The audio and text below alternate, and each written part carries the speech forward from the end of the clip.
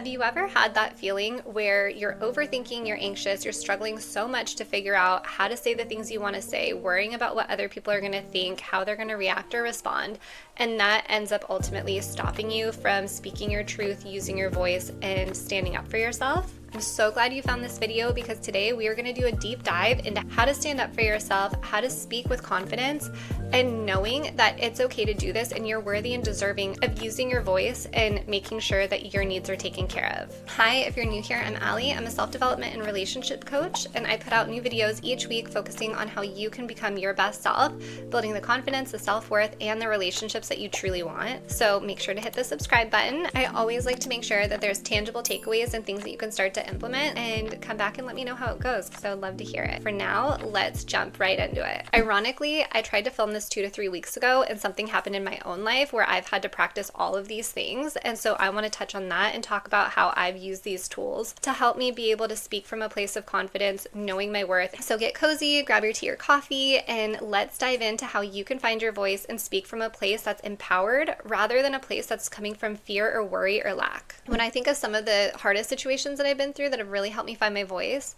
one was my first job right after college, one was in my master's program, one was a move that I did where I lost everything I owned, and then most recently, speaking up on my well-being and safety and making sure that where I'm living is being taken care of. For me, in these moments, like my first job out of college, I worked at a car dealership and was sexually harassed by a lot of people. People said some really inappropriate things to me. It was really jarring. It was really overwhelming. I was very young, so I didn't necessarily know how to deal with it, but I knew it was wrong. I knew I wanted to speak up. I knew I needed to use my voice, and I knew I had a lot of anxiety over this. If you've ever been through something like this, I'm so sorry. It's such a violation for someone to say something so inappropriate. This experience was one of the more challenging ones because this was the first adult type experience that I had where I had to speak up and find my voice and assert what was right and wrong. And as uncomfortable as it was, it helped me so much to be able to do something that I didn't know if I could before. I shied away from what I perceived to be a conflict. And the reality of it is speaking up for yourself isn't conflict. That's knowing your worth. It's knowing what's right and wrong. It's having justice for yourself, and it's telling people what you deserve and what you won't tolerate. Speaking up in that situation caused a lot of anxiety for me, but it also helped me grow in a lot of ways that I think was good, because every time you go through something, every time you have a difficult, challenging experience, it prepares you for the next one. It prepares you to be able to handle things better each and every time it comes up. I've done a lot of work on this, and just also from working with clients over the last 10 years, I've learned so much about how to speak up, how to be your most confident self, and just standing in your worth and being able to speak up from a place that feels empowering. Speaking up in these situations helped me get stronger. It's helped prepare me for future challenges that have come up. Any of the challenging situations that I've had, I don't think they happen by chance. I think they've all happened for a reason, because it's lessons that I needed to learn to be able to grow, to be stronger in myself, to find my voice. So instead of looking at it as, oh my God, why did this horrible thing happen to me? I'm looking at it as, this has helped me be stronger. I know that this was an area that was difficult for me, and now I feel even stronger in it, and I feel more sure of myself, and I feel more confident speaking up. So I know when smaller situations come up, I'll also be able to handle those better. And then if another huge stressor comes up, I have more confidence in myself of how I can approach it, how to use my voice, and how I can show up in a way where I feel good and where I know that I'm taking care of myself. And that in itself, it really shifts the way you see yourself. It shifts how you show up because you know you're worth more. You're not allowing people to mistreat you. The first tool that I absolutely love is self-reflection. I was talking to a client about it this week, because I give journaling prompts to almost everyone. And one of the journaling prompts I really love is just a daily reflection on what happened today, how did I feel, how did I handle things, and would I do anything differently tomorrow? By giving this prompt to yourself, you have the opportunity to reflect and say, okay, this felt good, this didn't feel good. It gives you time to get in touch with yourself, because we're all so busy and with so much going on. You can just kind of know like things didn't feel great, but skip over it and not learn the lesson. Having 5 to 10 minutes a day to sit there and reflect it gives you so much more of just being able to address, okay, this was the issue. I know in this relationship, this didn't feel good. I didn't like how they said this, or I didn't speak up here. I spoke up here and it felt great, or it felt weird, whatever it is. Being able to sit and reflect, you're going to be more intentional going into the next day, and we're going to be better prepared of how you want to respond and handle things because you've already taken time to prep for that. Self-reflection also helps you find the balance, because if we think about anything, it's on a spectrum. If you want to start to speak up, you may feel too passive or you may feel too assertive. Being able to sit and reflect on, okay, I handled it this way, but what if I would have said this instead? Or next time, what if I spoke up a little bit more? What if I started speaking up before I got to the point where I was going to explode, where I was so angry that I feel like I was too assertive or too direct with things? This gives you the opportunity to practice and prepare and have a game plan going forward and just learn from the experiences that you have. The next two parts that really help you speak up and find your voice is, for one, self-talk, and the other one is practice.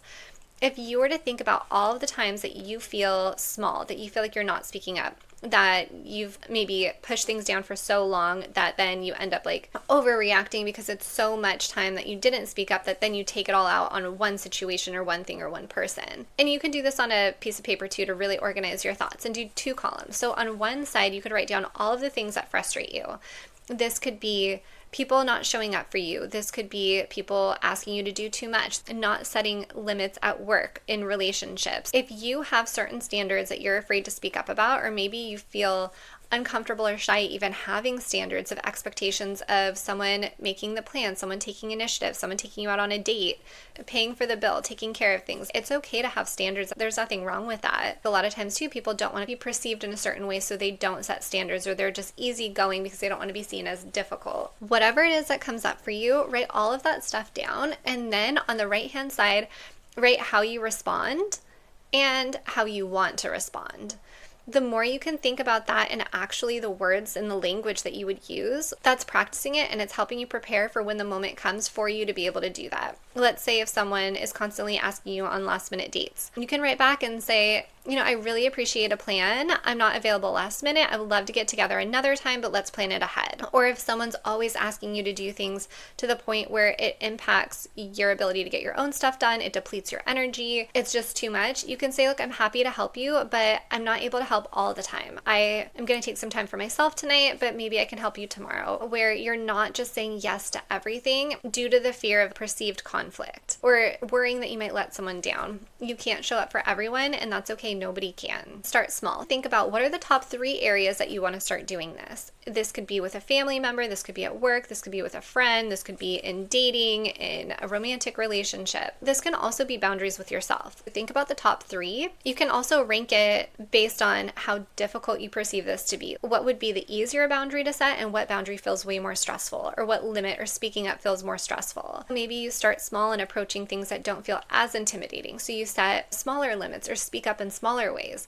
and work up to speaking up in larger ways. And then this goes into self-talk, because you can start to praise yourself and tell yourself, like, this part went really well, or I didn't feel so great here, or I knew I wanted to speak up, but my anxiety got the best of me, or I shut down and I didn't do it. Instead of criticizing yourself or getting hard on yourself, you can say, look, I know I tried and I wanted to do this. I'm going to do it next time. Or you maybe send a follow-up text to someone later after the fact. That can also maybe feel a little bit less intimidating because it's not in the heat of the moment, and it gives you time to sit and reflect and be intentional with what you want to say. The more you do this, the more you're going to learn your worth. I see speaking up and using your voice truly at the core of it coming from a place of needing to have self-worth and to have confidence, because if we don't have those 2 things, we can't really speak up, because if we don't think we're worthy, we're not going to have the power to be able to say the things that we want to say. We're not going to feel empowered saying it or believe it. Building confidence and self-worth really comes from taking time to getting to know yourself. As cheesy as it sounds, self-love and getting to know yourself really is the core of a lot of self-growth. And the more time that you can spend with yourself, reflect, learn your needs, and answer your needs first and take care of them, the more you're going to be able to show up and speak up in other situations, because you know what feels good, you know how you expect to be treated and how you treat yourself, and that naturally flows into how other people treat you and how you expect other people to treat you. Because if you show up for your needs 100% of the time, 90% of the time, even 80% of the times that you don't show up for yourself, something's going to feel off. And then if somebody else is taking advantage of you, if you feel like something's off, that's going to give you even more reason to speak up, because you're going to say to yourself, like, this doesn't feel good. I know how I want to be treated. I know how I treat myself, and I expect that from other people. And it comes from speaking up of a place of true power and confidence and worth. I have more on this in the worksheet in the description, so definitely check that out. And I have other videos that I'll link in the description too that you can watch about building self-worth, because I can't stress enough how important this part is. And it's such a major piece of all self-growth, all of the things that you want in your life when it comes to having self-confidence, to speaking up, to happier, healthier relationships. It all starts with that relationship with yourself. The more that you do this, the more empowered you feel, and the more it starts to feel good speaking up. I've seen this happen so many times with so many of the clients that I work with. So if you're in a place where it feels impossible, or where you feel like, oh my God, this is so uncomfortable, or what if I hurt someone's feelings, I want you to just pause and just let it be. Just sit with it and just say, you know what, this is just the anxiety talking, maybe low self-worth talking. This isn't going to last forever, and I'm not always going to feel this way. Reframe how we look at things and work on the mindset piece too, because the more you work on yourself, the more you speak up, the more it feels good speaking up, and you see the results of that, and you see how much easier other things in your life goes because you're setting limits and boundaries and using your voice. It starts to become more empowering and motivating to do it more. If there's any area that I haven't touched on that you want to know more about, let me know in the comments. I love answering them and talking with you and being able to make more videos that are really going to hit home and be helpful. Definitely make sure to hit subscribe, and I hope to see you in my next video.